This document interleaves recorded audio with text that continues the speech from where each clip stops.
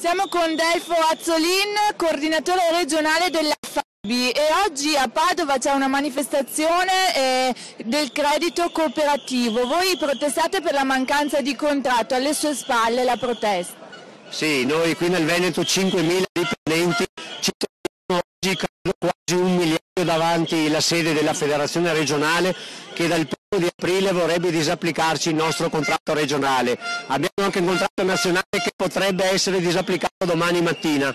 La Federcasse, che è il nostro istituto centrale, potrebbe disdettarcelo a semplice lettera e semplice comunicazione.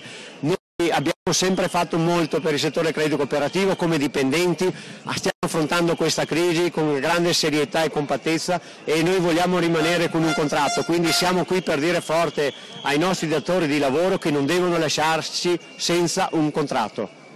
Ecco, quanti dipendenti sono coinvolti a livello regionale? A livello regionale 5.000 dipendenti, a livello nazionale 37.000 dipendenti. Qual è la situazione che si trovano a fronteggiare questi dipendenti? Spieghiamola.